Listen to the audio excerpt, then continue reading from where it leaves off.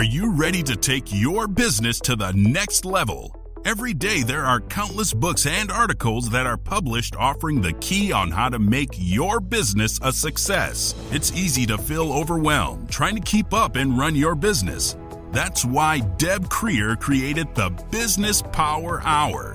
Keep up on the latest trends, best practices, and techniques for how to make your business a success. Let the Business Power Hour do the heavy work for you. Good morning. Good morning. I am Deb Creer, and I am passionate about giving professionals the tools that they need to make themselves and their businesses as successful as possible. And oh my gosh, we're going to have such a great discussion today. We're going to be talking about that thing that people never quite seem to get right, but they should, and that's customer service. How many times have we stopped doing business with somebody or gotten so mad that we've slammed the phone? Do we still slam phone downs? I guess we can't really do that anymore. But all these variety of things simply because of poor customer service. And the trick is, it's not that hard to get right. And so we're really going to learn a lot today from our guest, Vance Morris. So welcome to our program, Vance. How are you doing today? Thank you so much, Deb. I think we're going to have a good time today. I'm looking forward to it. We are. So let me tell people just a little bit about you, and then we'll jump into this. So Vance Morris helps business owners get, serve, and keep clients for life through creating experiences and response required marketing. He is a former, I love this bio. This is the funniest thing in the world. He is a former birth control factory security guard. Oh my, turned Disney leader, turned bankrupt out of work executive, turned carpet cleaner, turned successful entrepreneur. Now he's the founder of DSN Institute, helping businesses create customer experiences that drive extraordinary customer referrals and profits. So again, Vance, welcome to our program. I appreciate it. Thank you. And I probably will guarantee that I am the only birth control factory security guard you're going to meet all day long. Probably my entire life. It's possible. It's possible. But it just goes to show there's a job for anybody, right? Exactly. I love it.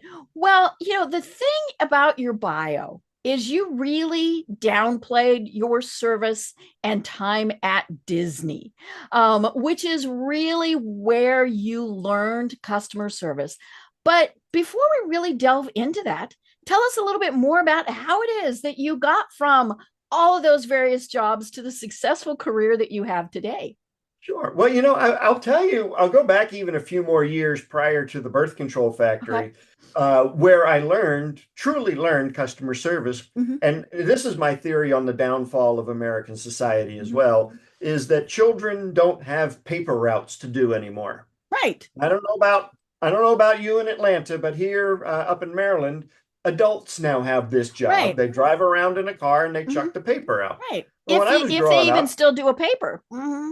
Yeah, well, I mean, I'm still a newspaper guy, so Me too. Yeah. I like reading. Mm-hmm. And so when I was 14, that was my job. My mom didn't drive me around unless I was like really sick. Right. But she still made me go. Right, because the news had to be delivered. Yeah, this is where I learned service. If Mrs. Smith wanted the paper between the screen door and the storm door, that's where I put it. If they wanted it, folded in a certain way, that's what I did. And this is back when we had the little tickets and the coupons, and that's how and I had to go out at night and collect. Right. So there was no internet then, no automatic billing or any of that. I had to actually go get checks and cash. And if I noticed that if I did what customers asked me to do, I got better tips. Ooh. Who would have thought? Right. That really I was like, oh, wow. So, that reinforced to me, well, I should probably do what they're asking, and I would even do better. So that really kind of set the stage for everything, that I would do. And so, I used the birth control factory thing as, just to separate myself from everybody else out there, because really nobody else is ever going to lay claim to that. Right. Most people would be embarrassed by it. Me, on the other hand, You it's know part of what? my It paid history. the bills, right?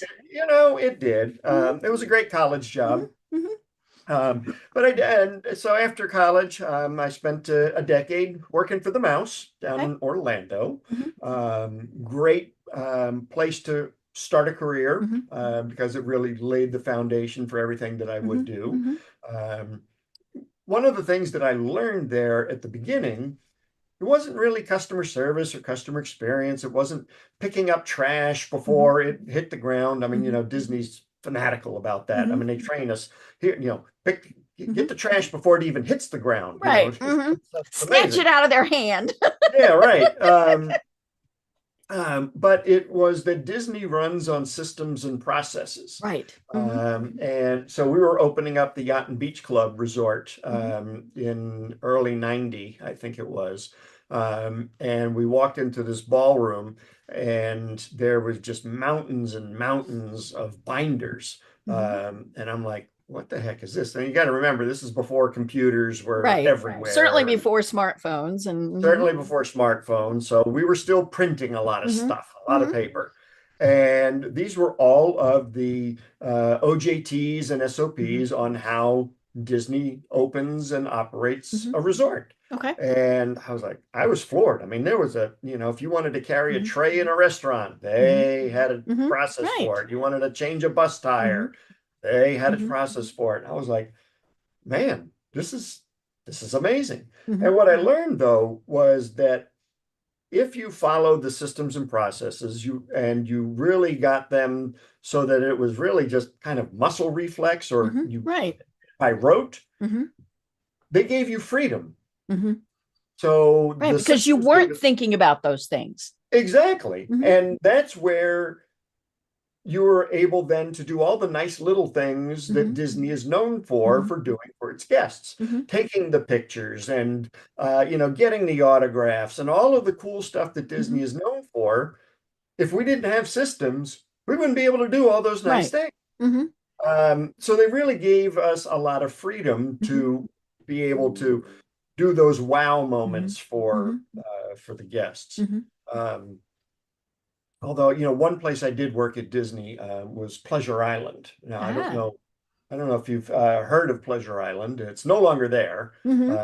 This was Disney's, I call it a failed attempt at booze, debauchery, scantily clad women, and it was the adult-only portion, I'm assuming. Well, yes, but they still allowed the kids there, which was beyond me. Right. But I wasn't in charge, so yes, you weren't Walt. So now there were 2 nightclubs there that were over 21, but every place else you could. I mean, we had people bring their babies in the little carriage things, plunk them up on the bar, and go out on the dance floor. It was a decidedly un-Disney place, but I understood why they created it because at the time, Disney was a great place for kids. Right. Disney was a great place for parents with kids and grandparents, but they were missing that demographic between, of people between the ages of like 18 and like 35. They were too old to go to the parks by themselves, but they were too young to have kids of their own. So they figured, well, what do these people like to do? Well, they like to drink. Right. Let's build them a place that they can go drink. What could go wrong, right? So we built a place that we would take sunburned, malnourished, and dehydrated guests, and we'd shove a couple of beers in them and see what happened. Right. I'm sure nothing bad came of that. Oh, Lord, no. We, Deb, where's the only place you ever see a policeman on horseback? The only place you ever see a policeman on horseback is either in a parade or I was at thinking a riot. Parade. Yeah. A parade or a riot. Well, Pleasure Island didn't have parades. So we had gang problems at Pleasure Island. Oh, no. So, the Mouse had a gang problem? Yes, we had gang problems. We had put signs up that said no colors. So, yep. Now you got to understand. I mean, what commercially it was successful. Right. I mean, the markup on booze is just Oh yeah. it's outrageous. Mm-hmm. But yeah, I mean, it was an interesting place to work. Mm-hmm. But I was lucky to make it off the island alive, Mm-hmm. and was able to get on a couple of the design Mm-hmm. teams for some of their attractions and Mm-hmm. restaurants, and operated a number of them. Mm-hmm. The big one that I was on was Chef Mickey's, Mm-hmm. which was a character dining destination, Mm-hmm. and really took all of the stuff that I learned Mm-hmm. from being at Disney for the Mm-hmm. last prior 7 years, and Mm-hmm. really put it all into creating this experience. Mm-hmm. And it was Chef Mickey's was still there today. It's still the #1 character dining destination on the entire property, and Mm-hmm. happy to say I'm pretty proud of that. Yay. Mm-hmm. Mm-hmm. So yeah, Yay. that was kind of Mm-hmm. my Disney adventure. Mm-hmm. Mm-hmm. So why did you leave the mouse? Oh, gee, I get asked that quite a bit. Right. Uh, and people are like, why the hell would you leave? I mean, good Right. grief, Mm-hmm. you know? Seems like Um, the perfect place to work. well, I started to get this inkling that I should be out on my own. Okay. Now, I didn't quite make the jump. I probably should have, but I Mm-hmm. didn't make it to entrepreneurship or Mm-hmm. business ownership. Mm-hmm. I decided I probably should get another job. Mm-hmm. Central Florida was not a place I wanted to live any Right. longer. Mm-hmm. I mean, It's I had been hot. there for 10 There's years. hurricanes. Yeah, well, it was also, it just wasn't a place I wanted to raise a Mm-hmm. family. Right. Mm-hmm. So I took a couple other corporate jobs. Mm-hmm. I lasted 3 or 4 years at both Mm-hmm. of them. Problem was is that I made a lousy employee. Mm-hmm. I just didn't like to be told what to do, Hmm. which Which was is funny also, coming from spending so many years at Disney. I know, but I started to feel that way at Okay. Disney. Okay. The last couple of More years, it was like, freedom. Okay. yeah, Mm-hmm. it was, at Disney, I was brought in to do a lot of creative work. So, Okay. and not like artistic, but, Mm-hmm. let's build this attraction, let's build Okay. this Mm-hmm. restaurant, let's build Mm-hmm. this Mm-hmm. nightclub, and, how do we run them? Mm-hmm. And once I was done the creative part, I kind of Right. got bored. Right. Like, all right, well, what's Mm-hmm. next? Mm-hmm. So that's one of the other reasons I decided to leave. And so I did the same thing at these other jobs, Mm-hmm. and well, I didn't really have anywhere else to go, so I got bored. Mm-hmm. And bosses would ask my opinion, and Mm-hmm. smartly or stupidly, I would actually give my opinion. Um, they tended not to like them. Mm-hmm. So why did they ask? That's always Well, my thought. that's Mm-hmm. my question exactly. Mm-hmm. So I used to say I got laid off, but Mm-hmm. in essence, I got fired, which Mm-hmm. was fine. And I Right. said, so after the second time I got fired, I said, self, you make a lousy employee. It's Mm-hmm. time for you to go out on your own. Yeah. Uh, Those self-talks can be a little hard though.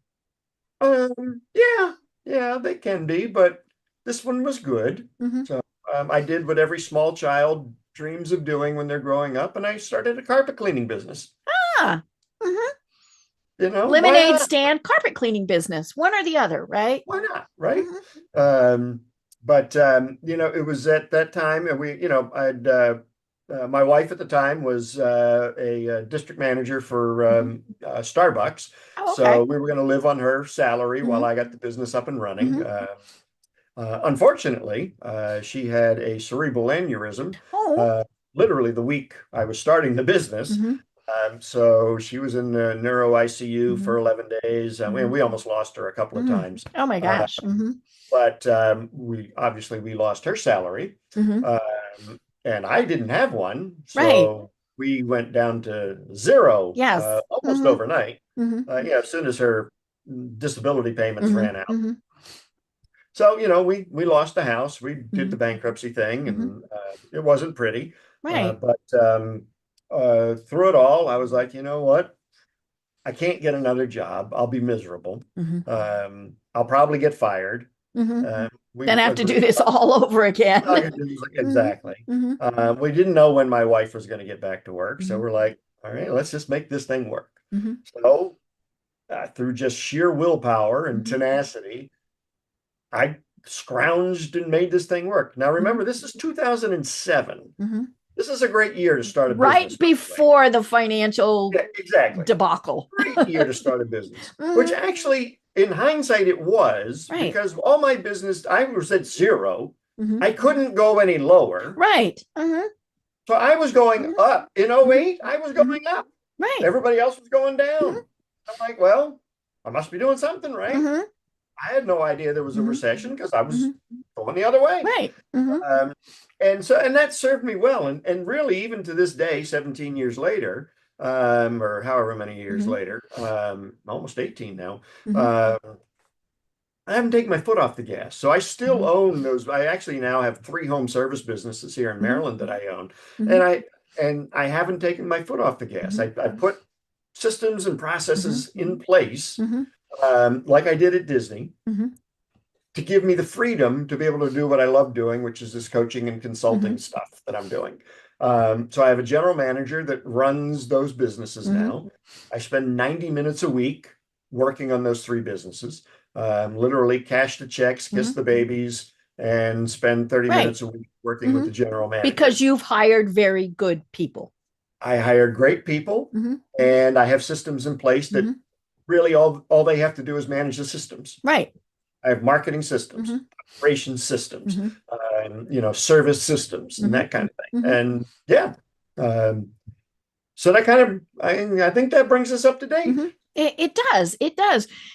And it's just I love your story, because every time you took what you had learned to the next thing, which is what we should be doing, right? The good and the bad and the ugly in some cases. But you made it work. And I think that's the thing that is so important. But it all comes back to what we were saying. If you've got everything laid out, then it actually makes it very easy to provide great customer service. Right.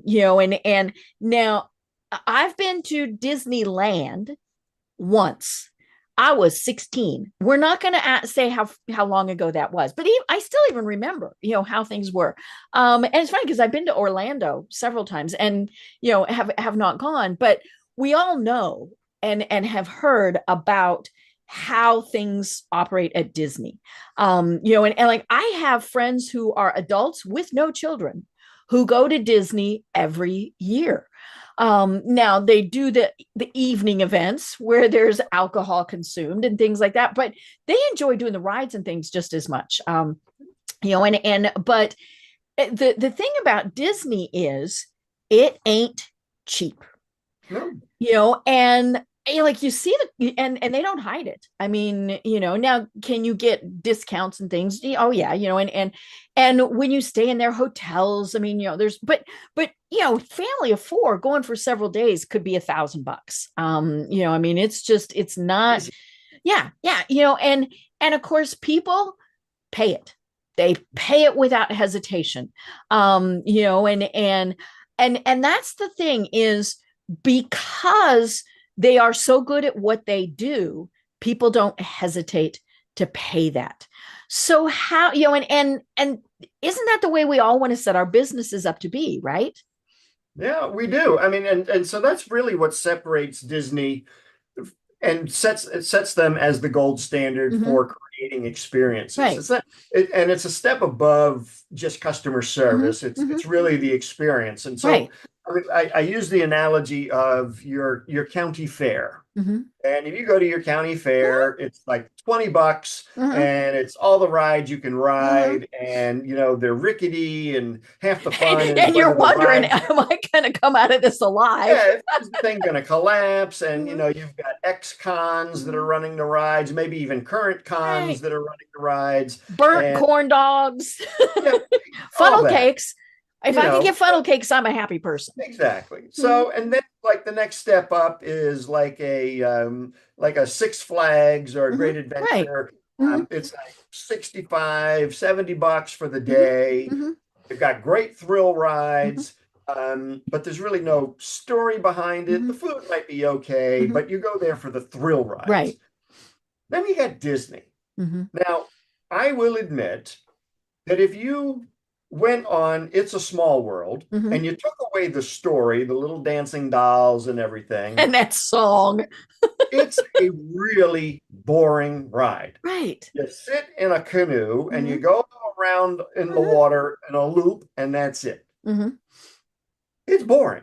Right. But when you add in all of the song and the dance, and then you overall experience of, nice people, it's clean, it's, now you're getting the overall experience. Now there's a tremendous amount of value that is added to that. Right. And Disney is now, 1 day ticket, depending on the time of year, is $180. Let's look at those prices. For one person. One person. Yeah, one person, 1 day, one park. So is Disney really 9 times better than your county fair? It's better. So, that's the question you have to wrestle with. Is Disney 3 times better than a Six Flags? Right. So, but see, they're commanding the price. So that's what we have to do in our business as a small business, is how do we command a premium price by providing experiences for our customers or clients or patients or whatever we want to call them. And when I work with my customers or clients, we don't look to Disney and say, we want to copy what Disney's doing. Right. Because none of us, we don't own a theme park, we don't own a roller coaster, so copying makes no sense. But what we want to do is we want to adapt what Disney does, or really any experience or customer excellence company that's out there. Apple, Harley Davidson, Starbucks, still sort of, kind of. Even Chick-fil-A. Oh, yes, it is my pleasure to serve you. Exactly. Now, let's take Chick-fil-A, for example. Chick-fil-A is their culture is absolutely amazing in that they can get 14 to 17-year-olds, all of them, to treat us like we would want to be treated. They say please and my pleasure and thank you. They're actually nice and pleasant and deliver our little bags and everything. They recruit from the same high school as all of the other businesses in town. You can't tell me that the other businesses can't get those kids to say please and thank you. Right. And that there's some magic that Chick-fil-A has. The other business, you go to those golden arches. Those you get your hamburger flung at you sometimes. They barely grunt at you. And Chick-fil-A gets them to say please and thank you. So you can't say that the applicant pool is shallow or doesn't exist. It's your training, buddy. Right. It is your mores, your traditions, your how you set your business up, and what is important to you. At Chick-fil-A, service and experience is paramount. Right. McDonald's, not so much. It's get them in, get them out. Here's the burger. Goodbye. Right. Because let's be honest, the food, for the most part, is pretty universal. Now I do prefer Chick-fil-A, but there is a McDonald's right next door, and sometimes it's like, oh, the line's long there, so I'm going next door. Right. But I think one of the reasons I prefer Chick-fil-A is the service.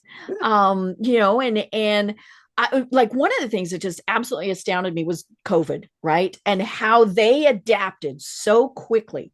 We went to a Chick-fil-A one time right in the middle of COVID, where they had 5 lines of drive-through. Not a single order got screwed up. Yep. You can't do that without good processes and good service. Yeah. And all of those things. And and I still remember one of the funniest stories that I heard. So I mentioned in our pre-chat, I'm from Colorado. And so they were doing a shot clinic or COVID testing, I don't remember which one it was, at Mile High Stadium, so the football stadium. And the lines were all messed up and people were waiting for hours, and it was drive-through because you couldn't have people close to each other and all these things. And dude gets out of his car, goes up to the front, and he said, "I'm a Chick-fil-A manager. Let me fix this." And he did. And whatever he did, it immediately made a difference. But again, he said, here is our processes that we do. And people weren't happy to be going and doing this COVID stuff. They certainly weren't happy to sit in their cars for hours. But the fact that he was able to change that with solid processes that were easy to learn and implement. I mean, that's the other thing. It wasn't, there's 94 steps you have to do. Right. So why can't we do that in our businesses all the time? Well, and we should. I mean, the process does need to be simple. I mean, Disney runs on 3 words: what, how, and why. What to do, how we do it, and most importantly, why. And if it was any more complex, the whole thing would fall apart. Right. And the thing is we, as small business owners, we don't document our systems, and I think that's where we also fall down. So, I mean, as I mentioned earlier with the binders, I mean, Disney, come a long way, and I'm sure has digitized that, but there is still a robust training, and there is a standard for everything that they do.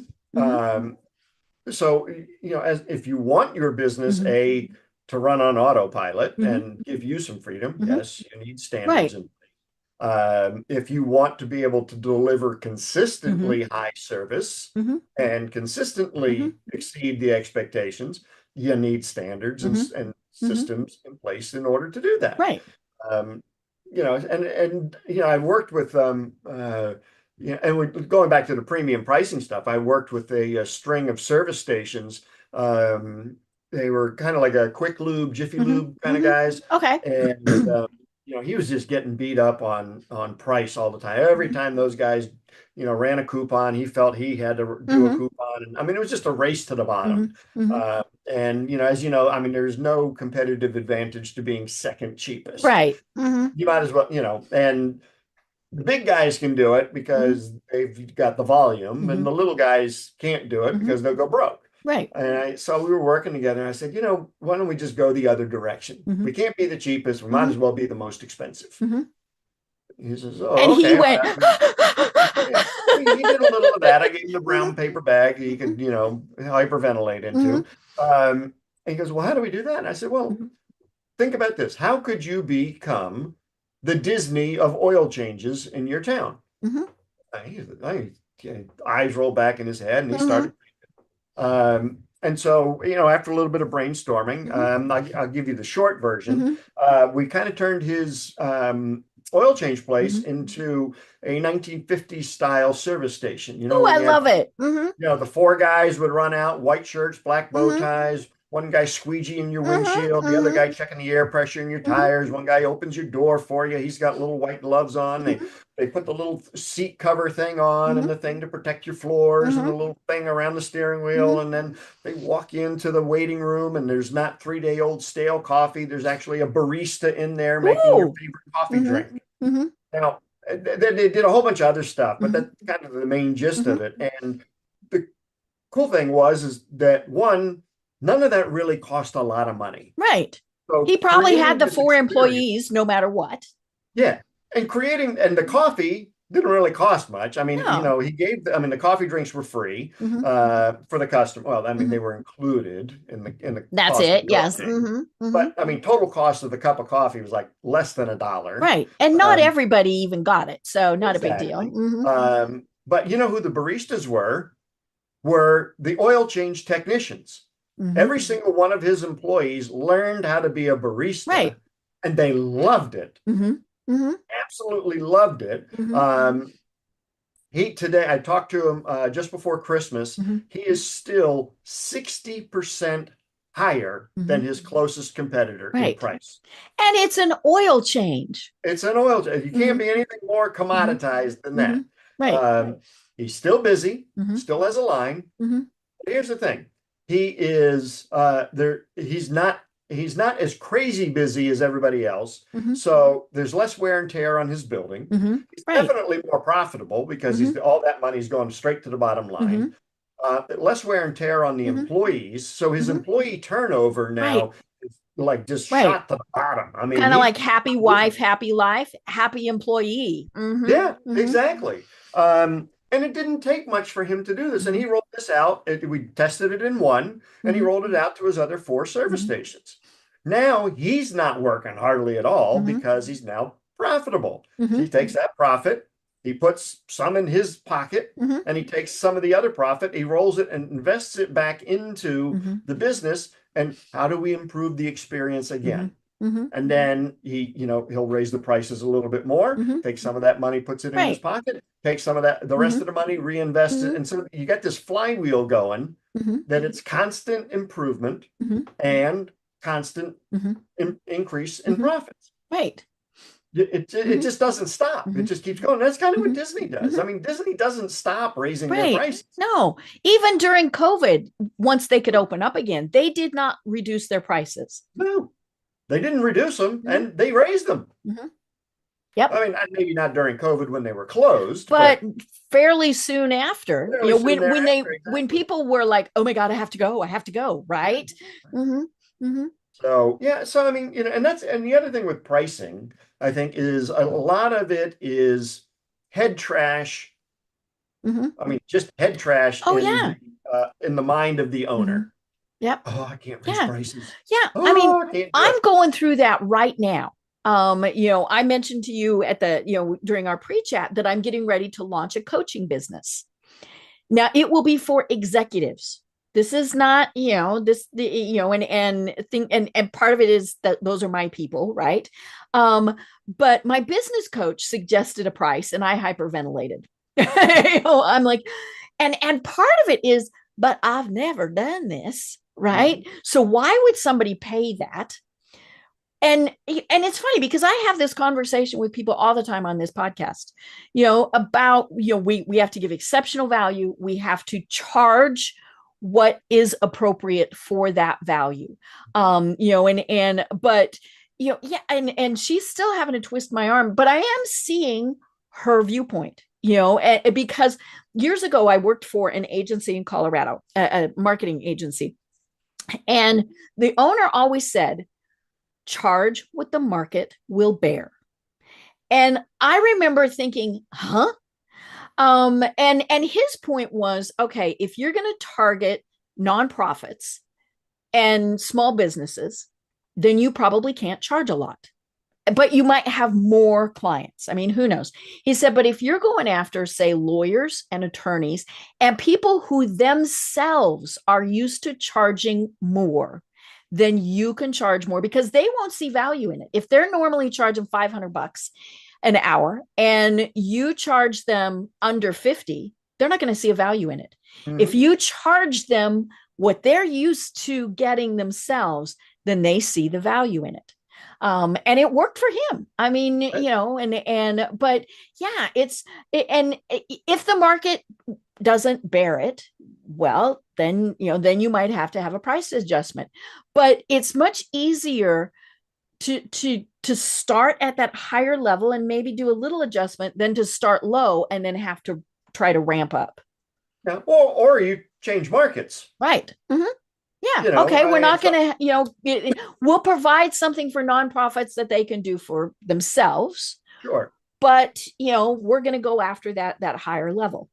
Yep. I mean, I did a presentation, excuse me, a couple of years ago, mm-hmm. and there was a financial planner in the audience, and mm-hmm. he came up to me and he says, right now my fee for the first year is $12,000. Mm-hmm. He goes, what do you think about that?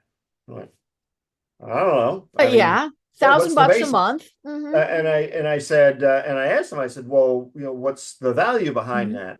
And he says, well, I said, he says, typically I can, save a business, mm-hmm. Through insurance and tax planning mm-hmm. and everything, usually payroll taxes, all that stuff. Mm-hmm. I can usually save a business, about between $300,000 and $500,000. in the Boy. first year. And I said, you do that for 12 grand? He goes, yeah. I said, triple your price. Yeah. And it's still, And he looked at me like, what? Mm-hmm. And I'm like, triple your price. Because the value's there. Mm-hmm. So he goes home and he triples his price. And he comes back, and I was kind of joking, but I wasn't really. He needed to at least double it, if not. At least double it. And he, I saw him like 6 months later. He actually joined my mastermind, and I saw him 6 months later. And he goes, Vance, I did what you told me. I said, well, what did I tell you? He says, well, I tripled my price. And I'm like thinking, oh, gee whiz, he actually did what I said. Yeah. And I said, what happened? He goes, everybody bought it.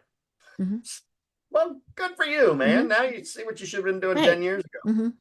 But it's head trash. He thought that nobody would buy because that's what all financial planners charge, $1,000 a month or whatever. His competitors charged, and that's the biggest issue that we have, right? 100%.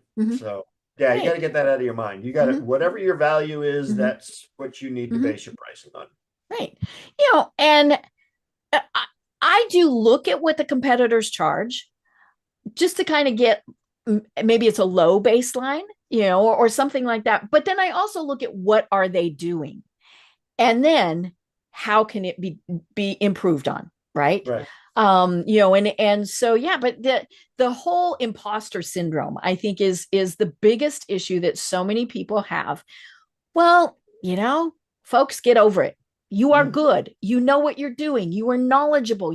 But if you don't back up that higher price with the product, the value, the service, then it's not worth it. Right. And, it's funny. I wrote an article the other day about, nobody chooses a dentist by how good they perform dentistry. They really don't. They'll go online, they'll look at reviews, they'll look at the pictures of the office.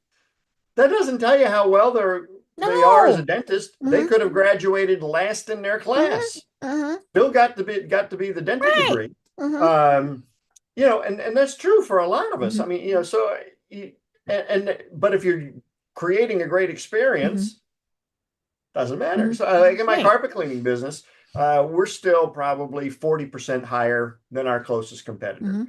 Now, do I clean carpet 40% better than anybody else? I'd like to think so. But doing a good job is the entry into the marketplace. If you're not doing a good job, you can't even get into the marketplace without doing a good job. Right. So that's just the entry. Everything else you do on top of it is what's going to keep you in the marketplace and be able to elevate your pricing. So, we as I mentioned, earlier, Disney they find things that we all do day in and day out on a daily basis, and things that we do to keep the business up and running. And they just found a way to make an experience out of it. Answering the telephone or, greeting guests. They figured out a way to make an experience. So I use that in my carpet cleaning business. So one of the boring and mundane things we have to do is get into the house. Right. If we can't get in the house, we can't do our cleaning.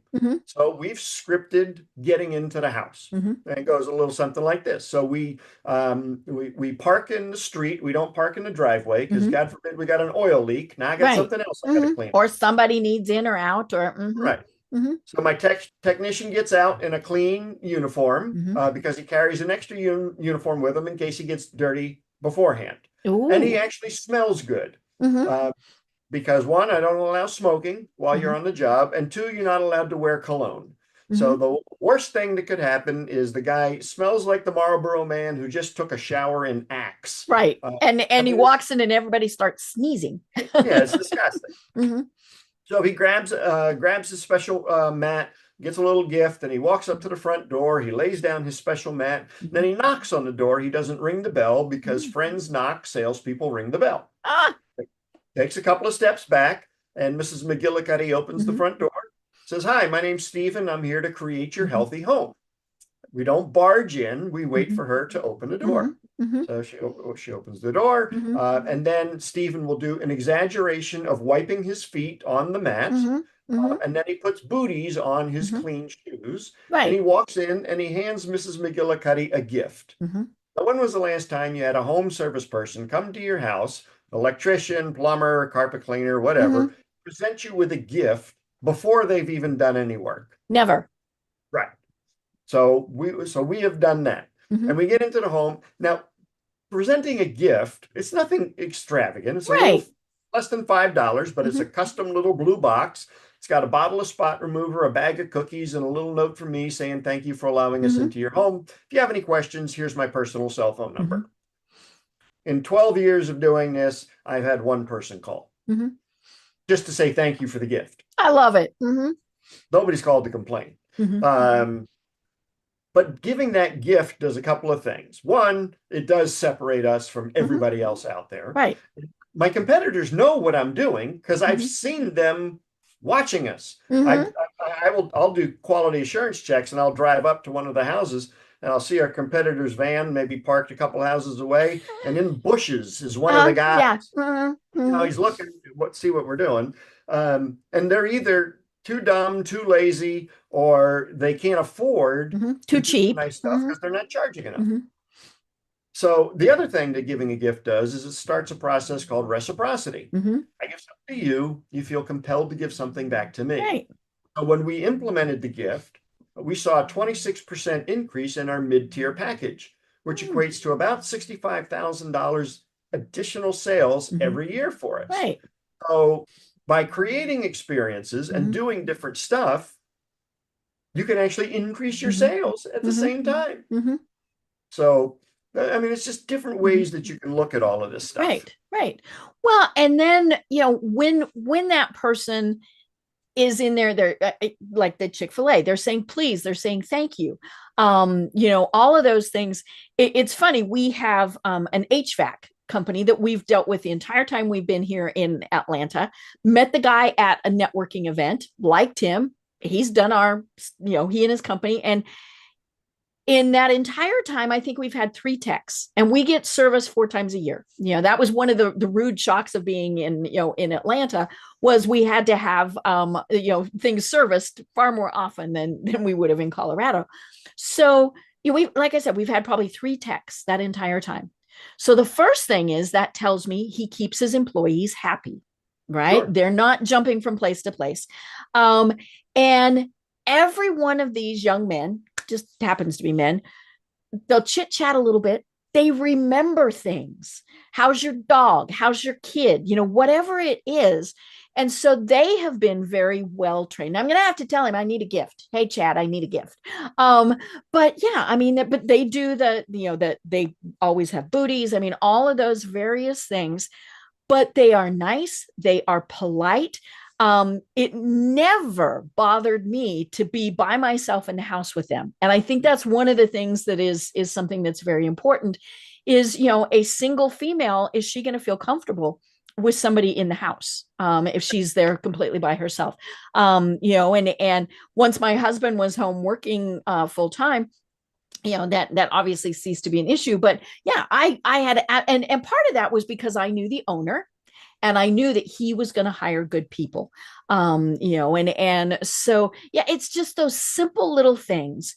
But the big thing that they're creating is loyalty. So talk to us more about that.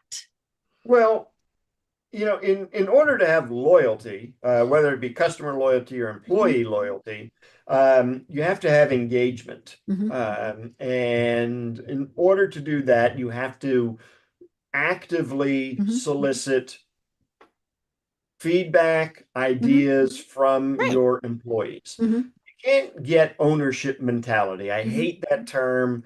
I hated every manager that ever tried to get that out of me. Disney tried that. Because you're not an owner. Never will be. Never will be. I mean, Disney's a multi-bajillion-dollar a year company. You can't tell me I've got I mean, yes, I might own 16 shares, but so I understand. I mean, I understood the meaning. I know what they were trying to do. But what they really want are engaged employees. Right. So employees know they do the job day in and Mm-hmm. day out. So when we Mm-hmm. were creating Chef Mickey's, Mm-hmm. we had a mission. Mm-hmm. Uh, and that was what we gave to the employees was the mission. Our Mm-hmm. mission was we had to get Mickey Mouse through 400 seats in 43 minutes and make it feel like it was a great time. Mm-hmm. Obviously, 400 seats, that's how many seats we had in the dining room. Mm-hmm. 43 minutes because that's how long a table for two Mm-hmm. would dine in the restaurant. And Okay. after 3 minutes, they were ready to go. Mm-hmm. So if they waited any longer for the mouse, well, then they were holding up a table Mm-hmm. and they were getting cranky, and Mm-hmm. people who hadn't come in yet Mm-hmm. were waiting longer. Right.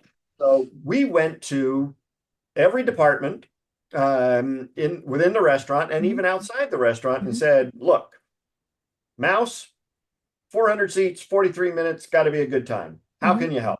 Mm-hmm. So we went to the bus boys Mm-hmm. and we said, all right, bus boys, 43 Mm-hmm. minutes, 400 seats. How do we do this? And they thought about it and they're like, look, when we're clearing a table, we got the salt and pepper shaker, we got the sugar boat over here, we got the creamer, we got the little table tent Mm-hmm. thing. It's a lot of stuff for us to move off the table to Mm-hmm. clean it, and then we got to put it all back. Mm-hmm. And they're like, well, if we had a little basket for all that stuff, Right. So we picked up the basket. wipe it, Mm-hmm. put it back. Mm-hmm. Great. So we created a basket for the bus Mm-hmm. boys. Right. Saved 11 seconds. Mm-hmm. Well, But 11 you seconds add that times up.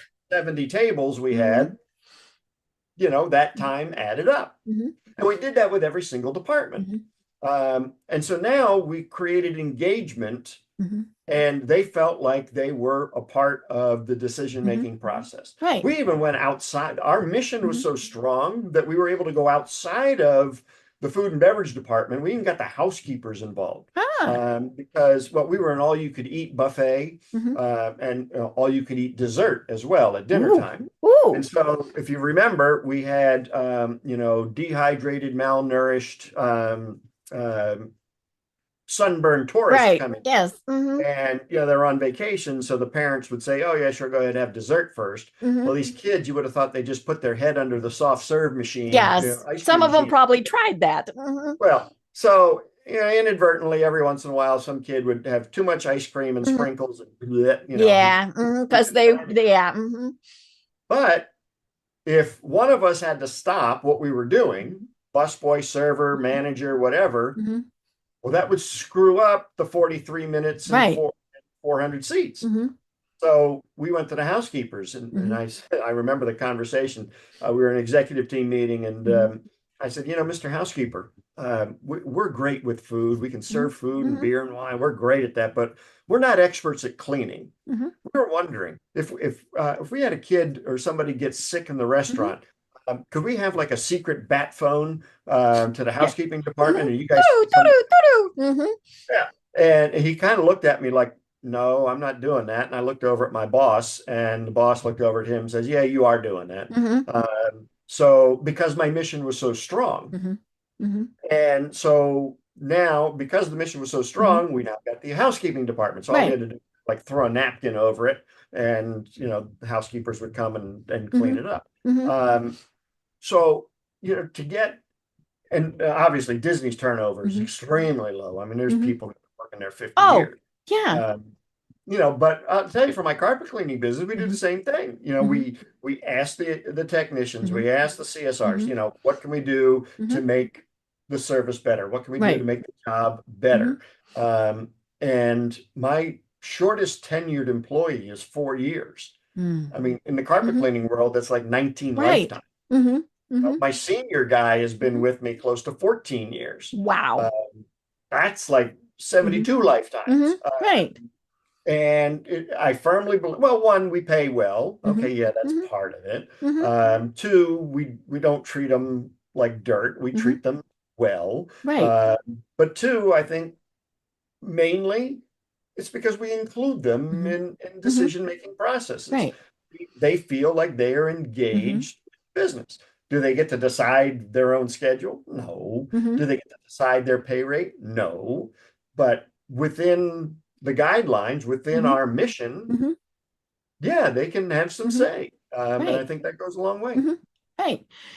And I don't think businesses truly understand the employee turnover concept. I mean, they know, yeah, it takes a lot of money to hire and train and do all that. But one of the things that I do is I coordinate special events. And, and so I'm dealing with hotels, right? And so there's one hotel that if that we do a contract 3 years before we're doing the event because there's so much work that goes into it. And so I was contacted by a hotel in Tennessee to have our event there 4 or 5 years out. I mean, and so, yes, we started working with them and we're actually going to go back there in 3 years. I have had that entire time the same salesperson. In the restaurant, there are people in the restaurant, just like you were saying, who have said, we've been here since it opened.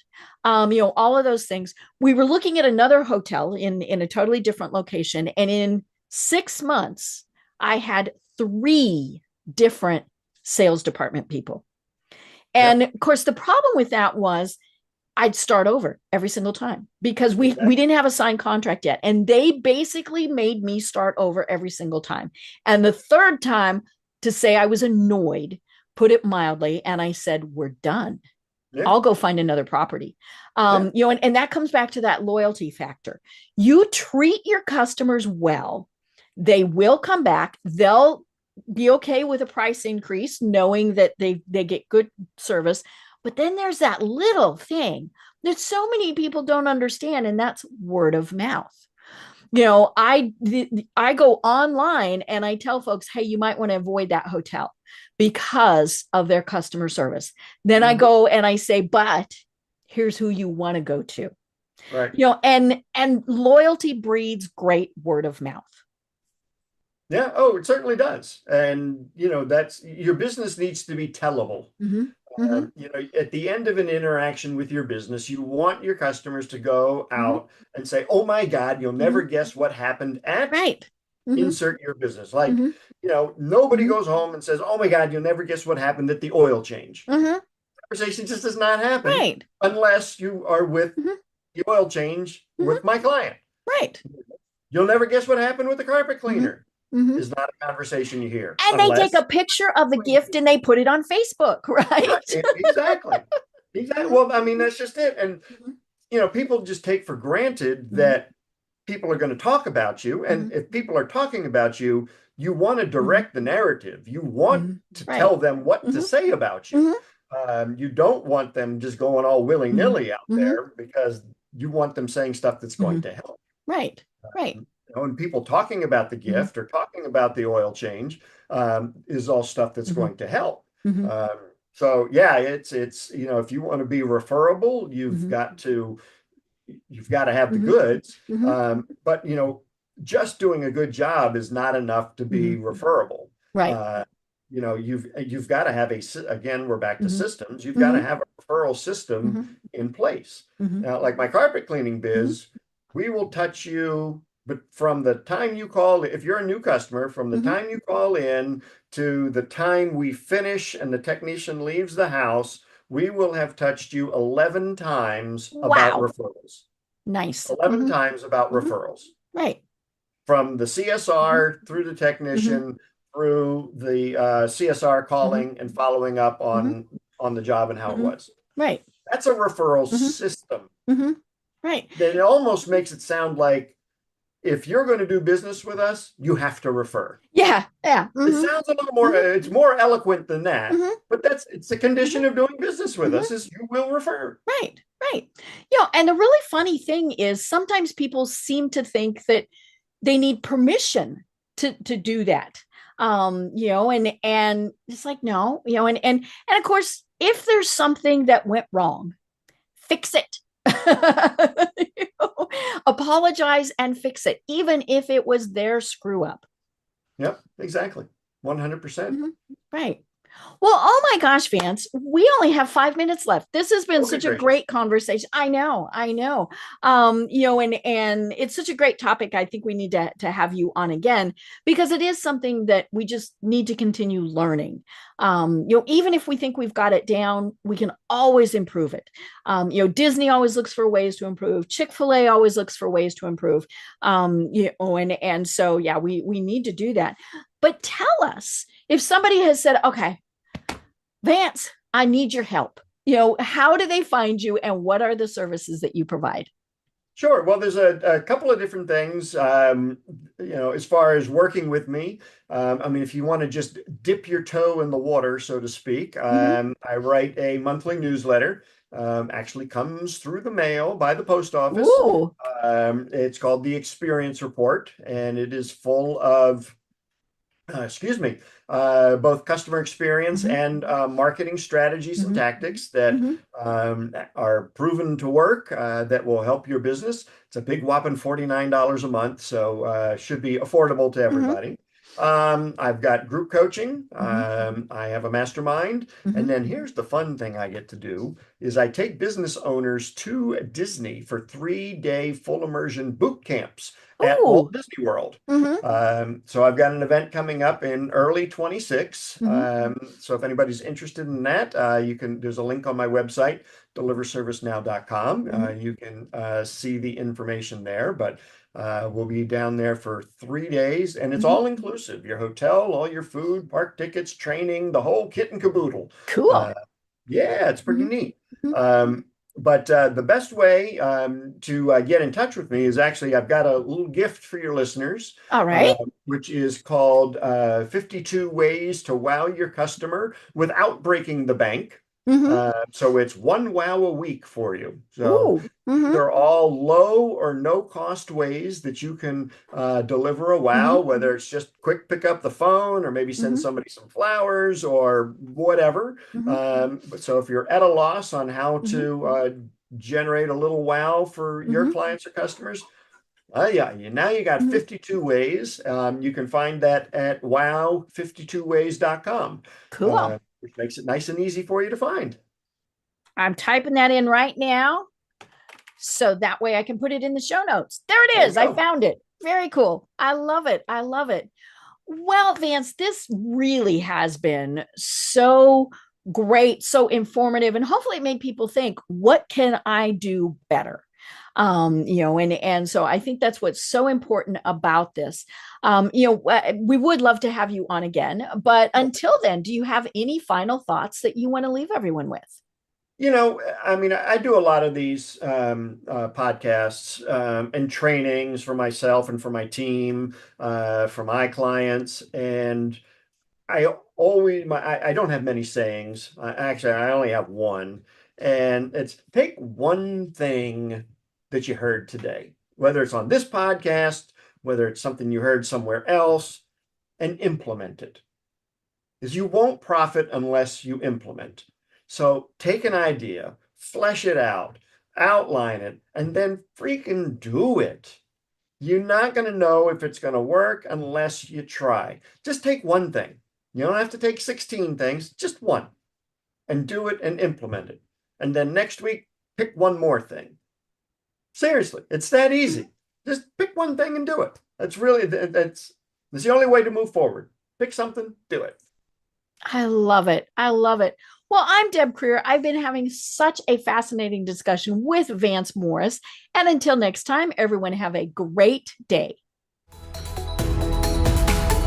Tune in for our next program for even more trends, best practices, and techniques for how to make your business a success. The Business Power Hour, hosted by Deb Creer, is proud to be part of the C-Suite Network.